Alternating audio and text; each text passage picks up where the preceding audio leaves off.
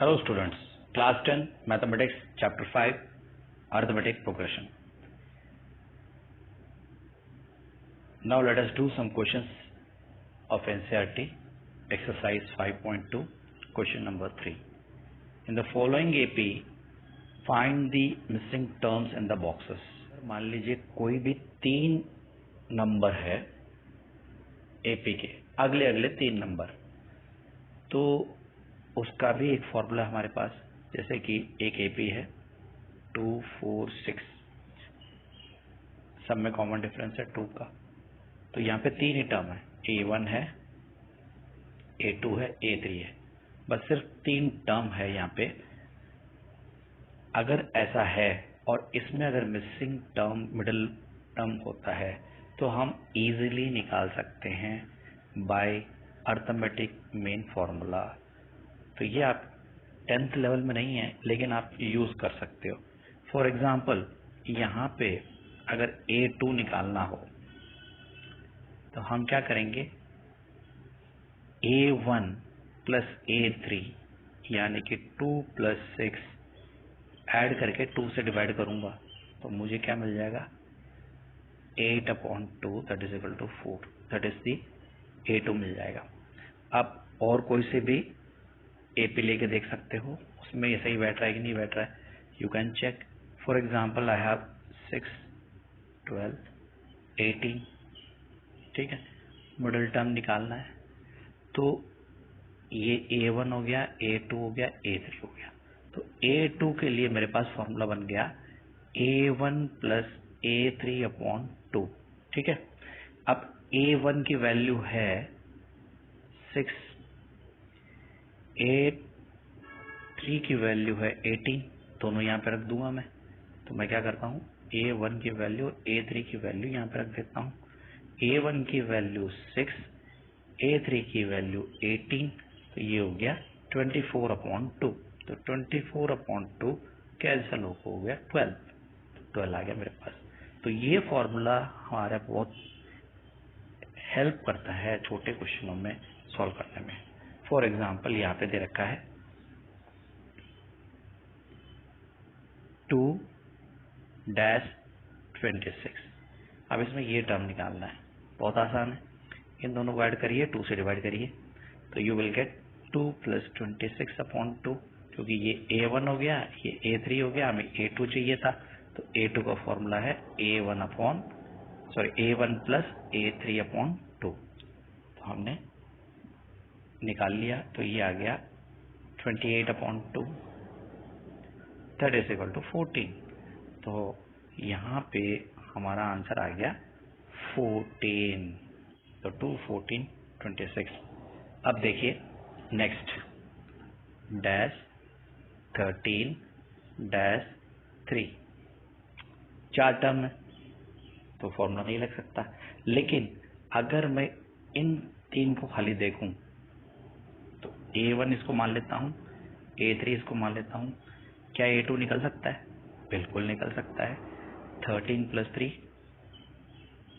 16, 16/2 8, तो ये आ गया 8, ठीक है. तो ये हो गया 13 plus 3/2 that is equal to 16/2 that is equal to 8. तो 8 आ गया मेरे पास. अब 8 हमारे पास आ चुका है, तो अब हम D निकाल सकते हैं. इन दोनों को माइनस किया तो ये जगह 8 minus 13 that is equal to -5. आप चाहो तो इन दोनों को माइनस कर सकते हो, 3 minus 8 that is equal to -5. यानी कि राइट साइड जाता हूं तो -5 ऐड करना है. क्या करना है? -5 ऐड करना है. यानी कि घटते क्रम में है नंबर्स, यानी कि यहाँ पे 13 से बड़ा है, कितना बड़ा होना चाहिए? 5. यानी कि यहाँ आएगा 13 minus of -5 that is equal to +5 18.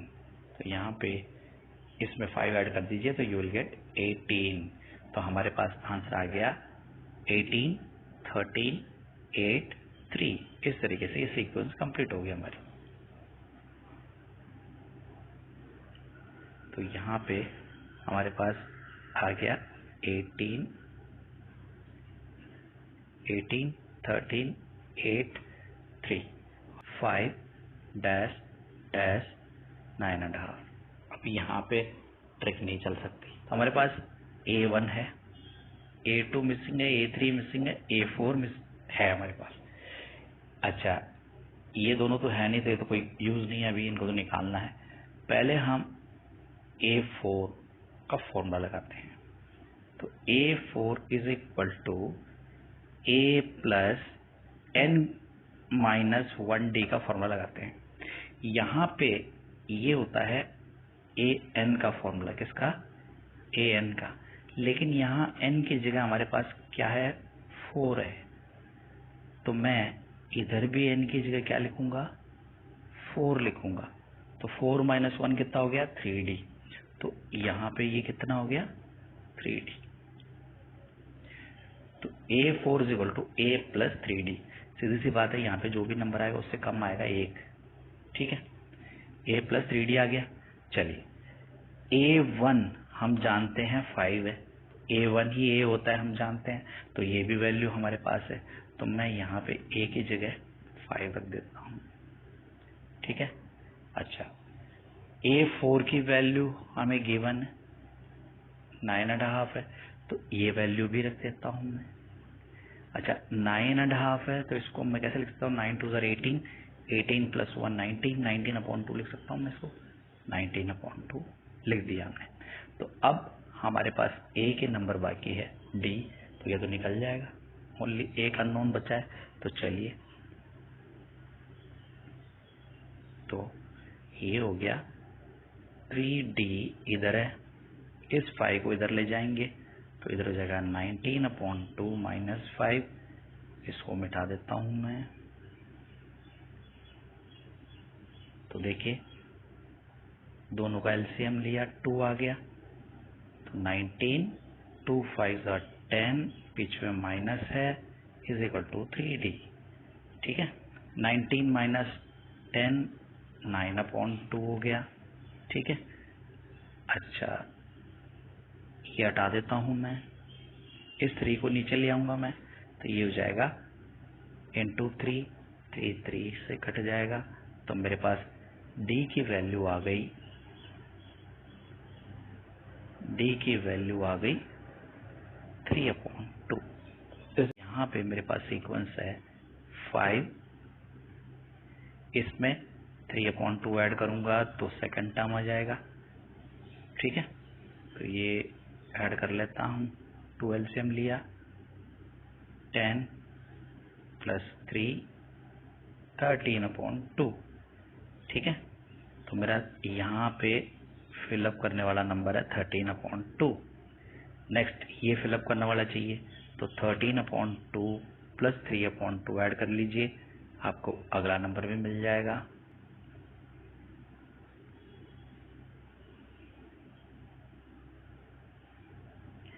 तो ये हो जाएगा, एलसीएम 2 है, 13 प्लस 3, तो ये हो गया 16/2 दैट इज इक्वल टू 8। तो यहाँ पे आ जाएगा 8, यहाँ पे आ जाएगा 13/2। तो इस तरीके से हमारी सीक्वेंस बन जाएगी 5, 13/2, 8, 9.5। तो ये हो गया A1, A2, A3, A4, A5, A6। ठीक है, ये बहुत आसान हो गया हमारे लिए। पहले D निकाल लेंगे वैसे ही, फिर थर्ड क्वेश्चन की तरह। तो हमारे पास है A6 की वैल्यू है हमारे पास, तो हम क्या करेंगे? A6 is equal to A plus 5D लिख लेंगे, फॉर्मूला, nth का फॉर्मूला। A6 की वैल्यू 6, A की वैल्यू -4, 5D। अब हमारे पास D की वैल्यू निकालनी है, बहुत आसान हो गया। 5D इज इक्वल टू, इस 4 को इधर ले जाऊंगा तो 6 प्लस 4 यानी कि 10 हो जाएगा। D is equal to 10/5 that is equal to 2 आ गया मेरे पास। तो ये 5D इज इक्वल टू 10 था, 5 को इधर ले जाऊंगा तो डिनोमिनेटर में चला 10/5 आ जाएगा, 10/5 हो गया। तो 5 1 टाइम, ये 2 टाइम, तो D की वैल्यू आ गई 2। तो A1 तो है मेरे पास, A2 चाहिए। A2 is equal to -4 plus 2, ये 2 ऐड करना है, तो आ जाएगा मेरे पास -2, तो यहाँ आ गया -2। फिर A3 चाहिए, A3 में -2 + 2 = 0, तो यहाँ आ जाएगा 0। इस तरीके से +2 और कर दो 2 आ जाएगा, फिर +2 कर दो 4 आ जाएगा, फिर +2 कर दो 6 आ जाएगा। इस तरीके से मेरे सारे टर्म्स आ गए हैं। ये हो गया A1, A2, A3, A4, A5, A6, यानी 2 आपके पास है 38 और A6 है आपके पास -22। इन दोनों को यूज करके हम निकालेंगे A और D। 2 को हम लिख सकते हैं A + 1D, यहाँ पे जो भी वैल्यू होती है उससे कम आती है यहाँ पे, ठीक है। A2 का वैल्यू है 38, तो इधर लगाया 38। A हमें पता नहीं है, D भी हमें पता नहीं है। 1D लिखूं चाहे D लिखूं कोई फर्क नहीं पड़ता। ये मेरा इक्वेशन नंबर 1 हो गया। A6 = A + 5D लगा सकता हूं मैं, क्योंकि यहाँ पे 6 है तो यहाँ 5 आ जाएगा।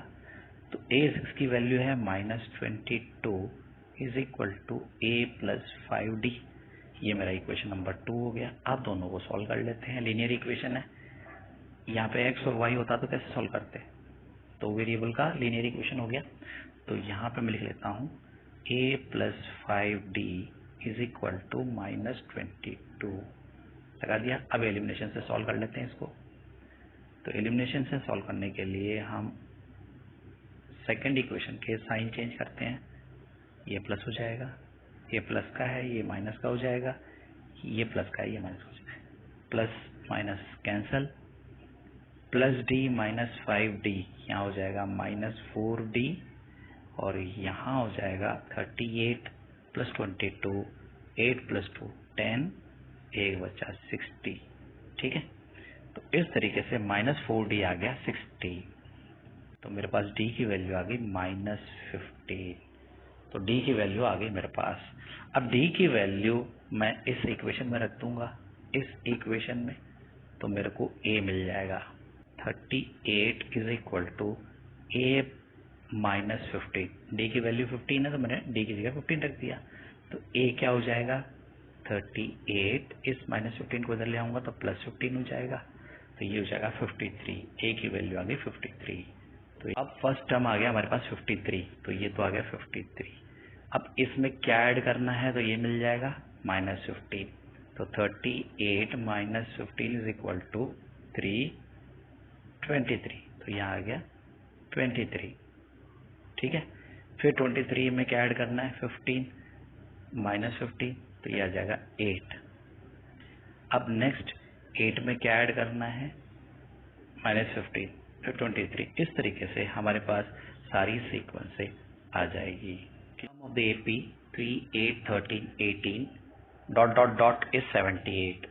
अब ये क्वेश्चन बहुत इंपॉर्टेंट है, इसमें ये कौन सा टर्म बनेगा इस AP में। फर्स्ट टर्म है 3, सेकंड टर्म है 8, थर्ड टर्म है 13, फोर्थ टर्म है 18, यानी कि 18 इस सीक्वेंस में कौन सा टर्म है, फोर्थ टर्म। ऐसे ही 78 कौन सा टर्म होगा ये बताना है, यानी कि n की वैल्यू निकालनी है। विच टर्म आते ही आपको ये बताना है, n निकालना होगा, मतलब किस पोजीशन पे है ये बताना होगा आपको। क्लियर। तो इसमें हमें पता चल गया a की वैल्यू, 8 - 3 d की वैल्यू। तो d की वैल्यू निकालते कैसे हैं, यानी कि अगले अगले दो टर्म को माइनस करना आपको। इसमें लिख लेते हैं n, इसमें लिख लेते हैं n - 1, यानी कि d = an - 1। अगर ये 2 है तो ये 1 हो जाएगा, 3 है तो 2 हो जाएगा। हमें n की वैल्यू जो रखेंगे उससे एक कम हो जाएगा, सीधी सी बात ये है। तो ये d की वैल्यू है। अब d की वैल्यू हमने निकाल ली यहाँ पे 8 - 3 = 5। d की वैल्यू आ गई। a की वैल्यू है हमारे पास, d की वैल्यू हमारे पास है, कहाँ पे ये है पूछा है, तो यानी कि n निकालना है, यानी कि an हो गया 78। यहाँ पे an की वैल्यू रख दी हमने, a की वैल्यू रख दी और d की वैल्यू रख दी। 3 को इधर ले आए, माइनस हो गया 78 - 3 75 हो गया, और इधर n - 1 × 5 है। अब इस 5 को यहाँ दोनों मल्टीप्लीकेशन में n माइनस 1 इंटू 5 है ये, तो 5 मल्टीप्लीकेशन है तो वहाँ जाएगा तो अपॉन में चला जाएगा, तो हमने 75/5 कर दिया इसको, 75/5, इधर 75/5 आया तो n minus 1 is equal to 75/5, ये 1 टाइम ये 15 टाइम्स, 15 5 75, तो n इस 1 को उधर ले जाएंगे तो 15 प्लस 1 n की वैल्यू आ गई 16, यानी कि 16th टर्म है आपका 78। ठीक, find the number of terms in each of the following APs. In APs में हमें नंबर ऑफ टर्म्स निकालने हैं, मतलब के पास an है 205, a है 7 रख दिया हमने, और d 13 माइनस 7 यानी कि 6 है, 6 हमने रख दिया यहाँ पे। तो हमारे पास ये सीक्वेंस बन गया 205 equal to 7 plus n minus 1 into 6, ये हमने वैल्यू रिप्लेस करने के बाद में। अब इस 7 को हमने इधर ले गए, इस 7 को इधर ले गए, 205 माइनस 7 हो गया, तो ये 205 माइनस 7 करने के बाद में 198 बच गया। ठीक है, 198 ये 6 मल्टीप्लीकेशन में डिवाइड में ले जाएंगे तो 198 अपॉन 6, 6 1 ज़ा 3 ज़ा फिर 3 ज़ा 33 आ गया, that is n minus 1 is equal to 33, 1 को उधर ले जाओ तो n हो जाएगा 33 plus 1 that is equal to 34, therefore number of terms are 34, 8, 15.5, 13 minus 47। जब भी नंबर घटते क्रम में हो तो आप समझ लीजिए d नेगेटिव है आपका। ठीक है, यहाँ पे 18 के बाद 15 आ रहा है, 15.5 आ रहा है, इसका मतलब कम हो रहा है नंबर। 15.5 के बाद 13 आ रहा है, 13 छोटा है 15.5 से, इसका मतलब घटते क्रम में तो नेगेटिव है। अब यहाँ देखिए, यहाँ आपके पास a आ गया, an आ गया, माइनस करने से d भी आ जाएगा। जब भी अपॉन में होता है तो हम मिक्स फ्रैक्शन में लिखना जानते हैं, 15 इंटू 2 30, 30 प्लस 1 31, 31/2 आ जाएगा। क्लियर? तो इस तरीके से हम इसको फिर उसी तरीके से सॉल्व कर लेंगे। तो a आ गया 18, देन d आ जाएगा हमारे पास 31/2 माइनस 18, 31 माइनस 36, हमारे पास d आ गया माइनस 5/2। यहाँ पे हमने an की जगह 47 लिखा, a की जगह 18 लिख दिया, d की जगह माइनस 5/2 लिख दिया। ठीक है, 18 को इधर ले जाएंगे माइनस में हो जाएगा, तो ये दोनों ही नेगेटिव हो गए, ऐड हो जाएगा माइनस 65 हो जाएगा, इधर माइनस 5.5 है। तो अब इधर है हमारे पास माइनस 65, ये मल्टीप्लीकेशन में इधर जाएगा तो डिवीजन में जाएगा, तो ये हो जाएगा 2/5, उल्टा हो गया मल्टीप्लाई हो जाएगा, और माइनस का है तो माइनस के साथ आ जाएगा, ये 1 टाइम ये 13 टाइम, इधर है n माइनस 1। ठीक है, माइनस इंटू माइनस प्लस हो जाएगा, 13 इंटू 2 26 हो जाएगा, तो 26 equal to n minus 1, therefore n equal to 1 इधर जाएगा तो 26 प्लस 1 27 हो जाएगा, n इक्वल टू 27। ये देखिए, ये माइनस इस तरीके से ये 27 आ गया, therefore number of terms are 27। Clear? आगे बढ़ते हैं। Check whether minus 150 is the term of the AP 11852। अब देखिए, यहाँ क्वेश्चन में थोड़ा सा लैंग्वेज का डिफरेंस आ गया है, तो ये समझना है, चेक करना है हमें। क्या चेक करना है कि माइनस 150 इस सीरीज का पार्ट है या नहीं है। फॉर एग्जाम्पल मैं लेता हूँ 5, 10, 15, 20 एक सीरीज है, इसमें 15 इस सीरीज का पार्ट है, 20 इस सीरीज का पार्ट है, क्या 16 इस सीरीज का पार्ट है, क्या 17 इस सीरीज का पार्ट है? जी भाई साहब नहीं है। इसका मतलब हम पता कैसे करेंगे कि ये इस सीरीज का पार्ट है कि नहीं है? हमें पता है इस सीरीज के अंदर फर्स्ट टर्म क्या है 5, सेकंड टर्म है 10, थर्ड टर्म है 15, फोर्थ टर्म है 20, यानी कि 16 इसका पार्ट नहीं है। तो हम 16 को a n लेके n निकालूंगा तो ये थर्ड टर्म है, ये फोर्थ टर्म है, इन दोनों के बीच में आ रहा है 16। n की वैल्यू 3 और 4 के बीच में मुझे मिलेगी, यानी कि फ्रैक्शन में मिलेगी, यानी कि अपॉन में मिलेगी। अगर कोई भी वैल्यू n की अपॉन में मिलता है तो वो उस सीरीज का पार्ट नहीं होता है। n होल नंबर आता है तभी मैं कहता हूं कि it is a part of the series. तो हमें चेक करने का तरीका क्या है, हमें n निकालना है। n होल नंबर आ रहा है then it is a part of the series, otherwise it is not a part of this series. तो हमारे पास a है, d है, an है, n निकालना है। ठीक है, हमें an 150 ले लेना है क्योंकि इसको चेक कर रहे हैं हम। a हमें पता है, d हमें पता है, हमने रख दिया। इस 11 को इधर लाऊंगा तो -161 हो गया, 3 से डिवाइड किया तो -161 अपॉन -3 आ गया। इधर n-1, तो हमने इसको माइनस से माइनस कैंसल। अब ये डिवाइड नहीं हो रहा, अब इस 1 को भी इधर ले आता हूं तो ये हो जाएगा 161/3 + 1, एलसीएम लूंगा तो 3 ऐड हो जाएगा 164/3। ये डिवाइड नहीं हो सकता। अगर ये डिवाइड नहीं हो सकता therefore -150 is not the term of the AP। इस AP का टर्म नहीं है -150। मत find the 31st term of an AP whose 11th term is 38 and the 16th term is 73।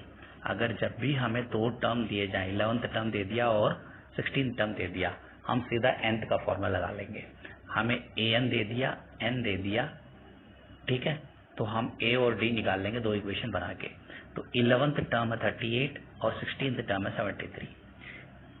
an का फॉर्मूला लगा लिया, an तो यहाँ पे मेरे पास 11th टर्म का लगाना है, तो a11 = a + 10d होगा।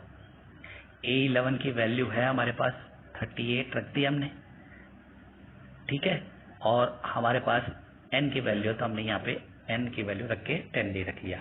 तो ये इक्वेशन बन गया हमारा 38 = a + 11 - 1d, यानी कि 38 = a + 10d। तो this is my first equation. Clear? तो a16 है तो a + 15d हो गया। ये इधर है a16 की वैल्यू है मेरे पास, क्या है a16 की वैल्यू मेरे पास 73, तो मैंने यहाँ 73 रख दिया। तो ये हो गया सेकंड इक्वेशन। ठीक है, अब दोनों को एलिमिनेशन से सॉल्व कर लूंगा तो a और d की वैल्यू मुझे मिल जाएगी। देखिए यहाँ पे ये फर्स्ट इक्वेशन है, सेकंड इक्वेशन है। अब इसमें साइन चेंज कर दिया, इसका साइन चेंज कर दिया, इसका साइन चेंज कर दिया, a से a कैंसल, 0 आ जाएगा। 10d - 15d, यहाँ पे साइन चेंज कर दिया, -15d, तो -5d आ जाएगा। 38 - 73 -35, d की वैल्यू आ गई -35/-5 कैंसल होके 7, तो d की वैल्यू आ गई 7। ठीक है, अब a की वैल्यू निकालनी है, तो अब यहाँ तक करने के बाद में d की वैल्यू आ गई मेरे पास 7। अब ये d की वैल्यू 7 मैं इक्वेशन नंबर 1 में रख दिया, या चाहे तो अब 2 में भी रख सकते हो। तो मैंने d की वैल्यू यहाँ 10 × 7 70 रख दिया, या a ऐसे कैसे आ गया और 38 ऐसे कैसे आ गया। ठीक है, तो अब ये 70 हो गया, तो 70 को मैं उधर ले जाता हूं तो 38 - 70 हो जाएगा।